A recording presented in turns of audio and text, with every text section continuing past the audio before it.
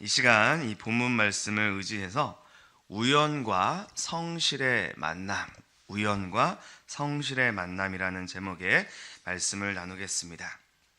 이제 오늘로 룻기 강의 세 번째 시간입니다. 11월부터 룻기를 말씀을 가지고 주일 함께 은혜를 나누고 있죠. 우리는 지난 주일 이 시간에 이 나오미가 모압 여인 그 며느리 룻과 함께 10년 만에 고향 베들레헴에 돌아온 이야기를 나누었습니다. 10년 사이에 이 베들레헴 고향 친구들과 나오미의 처지는 너무나 달라졌다.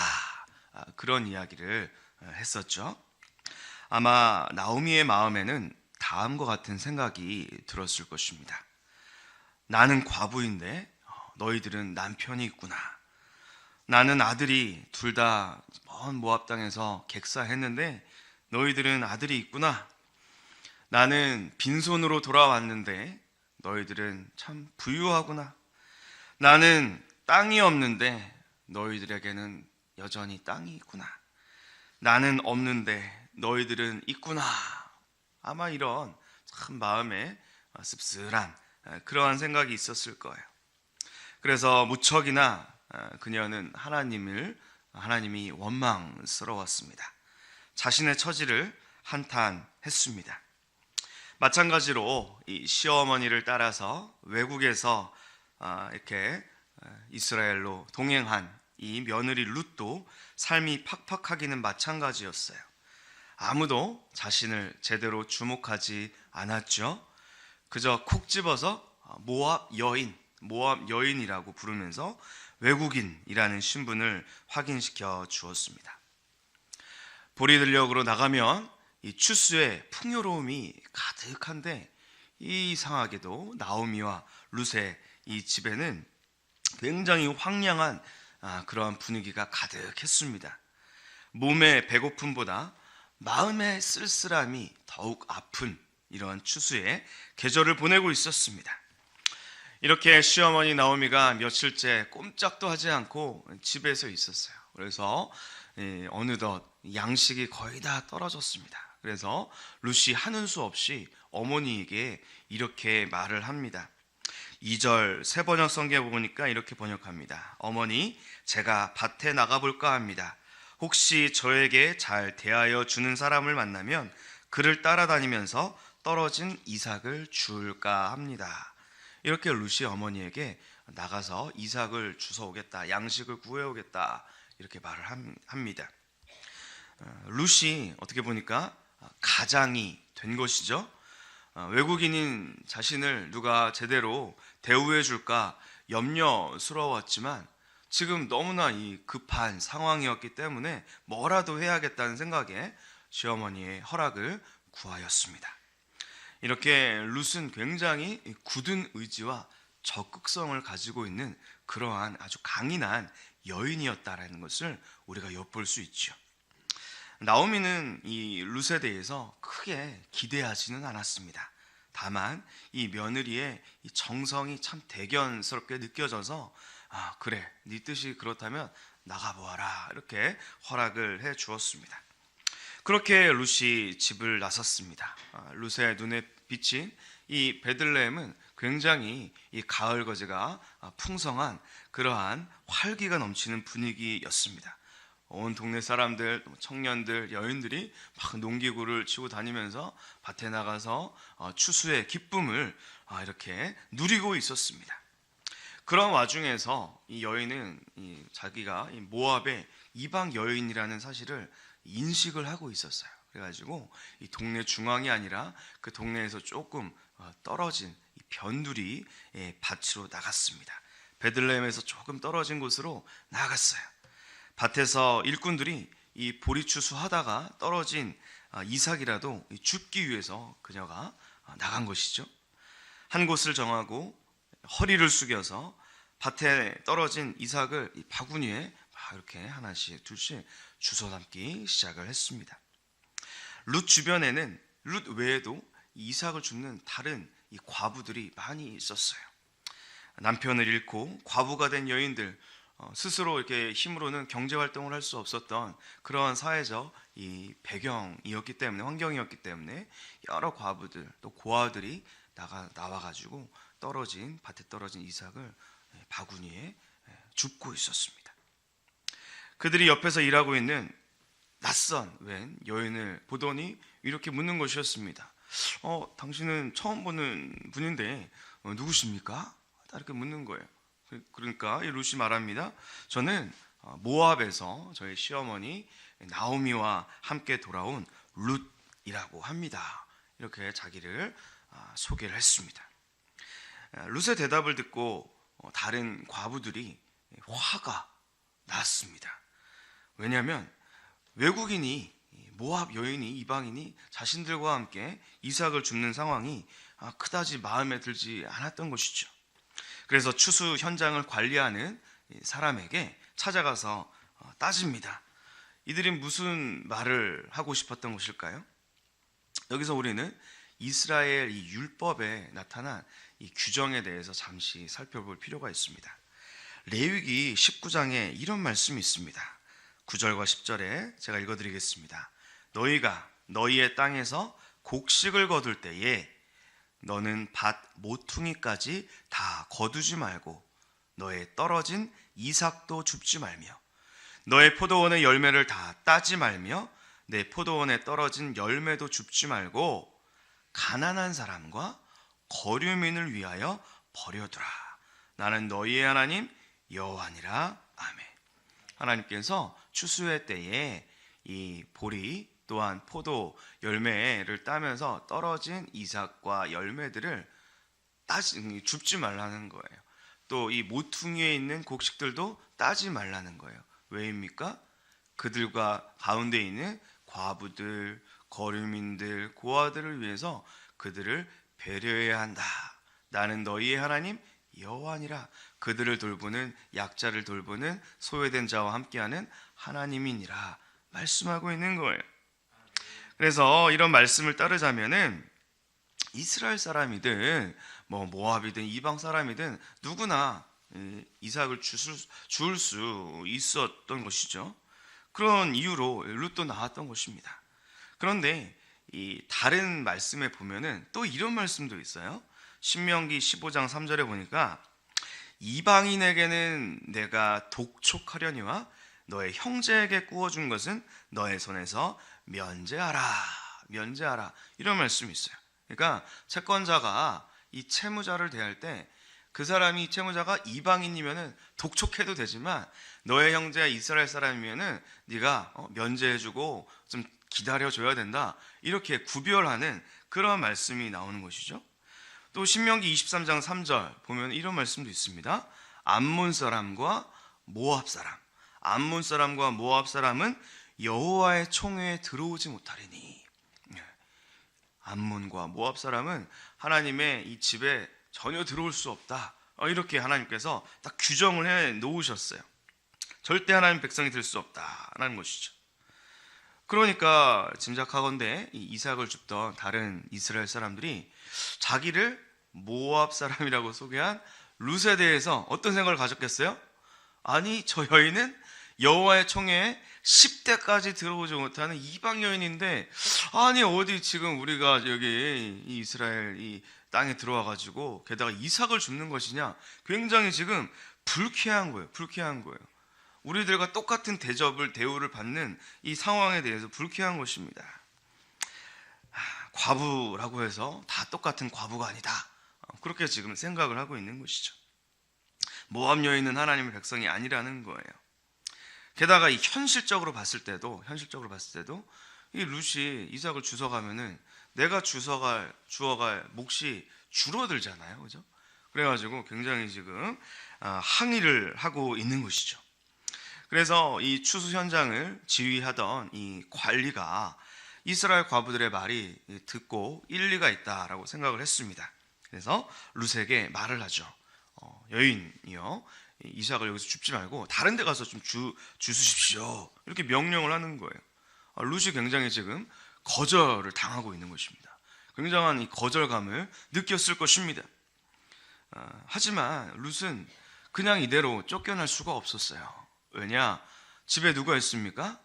노모, 시어머니 나오미가, 그죠? 지금 굶고 있는 것입니다. 굶고 있는 것이에요. 집에서 이 나오미 시어머니가 자기를 기다리고 있는 그 모습이 생각이 나는 것입니다. 그래서 지금 먹고 살기 위해서는 자기가 뭐라도 지금 해야 하는 그러한 아주 절실한 상황입니다. 그래서 룻은 이 추수 책임자에게 아주 집요하게 이삭을 죽게 해달라고 요청을 하고 있어요. 본문 7절 말씀에 보니까 새번역 성경에 이렇게 번역을 하고 있습니다. 제가 한번 읽어드리겠습니다. 일꾼들의 뒤를 따라다니면서 곡식단 사이에서 떨어진 이삭을 줍도록 허락해달라고 하더니 아침부터 와서 지금까지 저렇게 서 있습니다. 아까 여기 밭집에서 잠깐 쉬었을 뿐입니다. 이게 누구의 말이냐면 추수 책임자가 밭 주인에게 이 룻이라는 여인을 소개하면서 하는 말이에요. 이른 아침부터 상당한 시간이 흐르기까지 제대로 쉬지도 않고 간절하게 여기서 이삭을 죽게 해달라고 요청을 한다. 그런 말이죠. 그렇다면 하나님께서 이렇게 성실하게 최선을 다해서 살려고 노력을 하는데 지금 현실이 어떻습니까? 쉽습니까? 어렵습니까? 어려워요. 그죠? 막 여인들이 자기를 거절하고 왕따시키고, 그죠? 자기가 주워갈 몫이 줄어든다고 막 항의를 하는. 하지만 지금 상황 굉장히 어려운 상황인데 뭔가 최선을 다하려고 하는데 녹록하지 않은 이 어려운 상황에서 하나님께서 룻을 어떻게 지금 버려두시는가 우리가 한번 살펴볼 필요가 있습니다. 3절 말씀을 한번 보시길 바랍니다. 3절 말씀을 보니까 이렇게 말씀하죠. 룻이 가서 베는 자를 따라 밭에서 이삭을 줍는데 우연히 엘리멜렉의 친족 보아스에게 속한 밭에 이르렀더라 라고 말씀합니다. 자, 여기서 우리가 만약에 볼펜이 있다면 어느 말씀에 동그라미를 쳐야 될까요? 어느 말씀에 동그라미를 쳐야 되겠습니까? 우연이라는 말씀에 동그라미를 쳐야 되겠죠? 우연히, 그죠? 네. 우연이라고 쓰여져 있지만 우리는 무엇이라고 읽어야 됩니까? 섭리라고 읽어야 될 줄 믿습니다. 네, 섭리라고 읽어야 될 줄 믿어요. 그죠? 이 지금 6시 53분 이 영하 5도의 이 추운 날씨에 여러분 여기 우연히 오셨습니까? 하나님께서 불러서 오셨죠? 네, 하나님께서 여러분 만나주시고 여러분에게 은혜 주시기 위해서 부르신 줄을 믿으시기를 바랍니다. 지금 이 룻이 말이죠, 이삭을 줍다가 거절당한 밭이 어디라는 거예요? 우연히도, 아주 우연히도 돌아가신 시아버지 엘리멜렉의 친척 보아스의 소유인 밭이라 라는 거예요. 우연이라는 것입니다. 게다가 4절 앞부분에 보면 이렇게 말씀합니다. 4절 한번 보세요. 마침 보아스가 베들레헴에서부터 와서 베는 자들에게 이르되. 네. 자, 누가 지금 밭에 왔대요? 보아스가 누굽니까? 이 밭의 주인이에요. 근데 이 밭에서 베들레헴이 지금 아주 가깝습니까? 조금 떨어져 있다고 제가 말씀드렸죠. 네, 나오미가 좀 사람들의 시선을 피하기 위해서 조금 떨어진 이 변두리로 나왔어요. 근데 지금 우연히 갔는데 우연히 누가 또 찾아왔어요? 보아스가 그 시간에 하필이면 찾아온 거예요. 어떤 타이밍에? 룻이 막 지금 간청하고 있을 때, 나도 여기서 좀 이삭을 죽게 해달라고 허락해달라고 간청하고 있을 때 그 타이밍에 아주 우연히 누가 왔어요? 보아스가 왔다라는 거예요. 여러분, 보아스는 그럼 어떤 사람입니까? 보아스? 한번 1절을 보세요. 1절에 보니까 이렇게 말씀합니다. 나오미의 남편 엘리멜렉의 친족으로 유력한 자가 있으니 그의 이름은 보아스더라. 역시 여기서 우리가 주목해야 될 말은 유력한 자라는 말이죠. 이 1절은 보아스가 어떤 인물인지 간략하게 소개해주는 그런 구절입니다. 나오미의 남편 엘리멜렉과 친족이었죠. 쉽게 말해서 아는 사람, 먼 친척이라는 뜻입니다. 또 보아스와 이 룻의 관계가 특별하다라는 점을 유추할 수 있는데, 방금도 말씀드렸지만 이 유력한 자라고 지금 소개를 하고 있습니다. 히브리어로 깃보르 하일이라는 말입니다. 깃보르 하일, 강한 용사 혹은 재산이 많은 부자, 그런 의미입니다. 이 말을 다른 말로 좀 표현하자면 필러 오브 소사이어티, 그 지역 사회의 기둥이다, 그런 의미로 우리가 이해할 수 있을 것 같아요.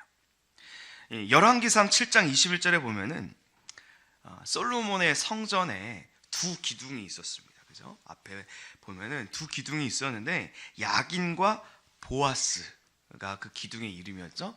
야긴과 보아스. 이 보아스가 바로 깃보르 하일, 또 유력한 자, 힘센 자, 돈이 많은 부자, 그러한 의미라는 것입니다. 참 이 그 베들레헴의 중요한 유지였습니다. 그런데 이 보아스를 유력한 자라고 가리키는 이 하일이라는 말이 룻기 3장 11절에도 나오는데요. 이번에는 룻에게, 룻을 표현할 때 이 하일이라는 말이 쓰인다고 기록이 돼요. 보아스가 룻을 3장 11절에 보니까 이렇게 부르고 있습니다. 네가 현숙한 여자인 줄 나의 성읍 백성이 다 아느니라. 보아스가 룻에게 당신은 현숙한 여인입니다, 현숙한 여인입니다 라고 할 때 이 하일이라고 말을 하고 있어요. 그러니까 정리를 하면은 이 하일이라는 단어가 보아스에게는 유력한 자, 지역사회 기둥, 이런 의미로 사용되었고, 룻에게는 현숙한 여인이라고 쓰인 거예요. 그러니까 하일과 하일이 만나는 장면을 지금 우리가 보고 있는 것이죠.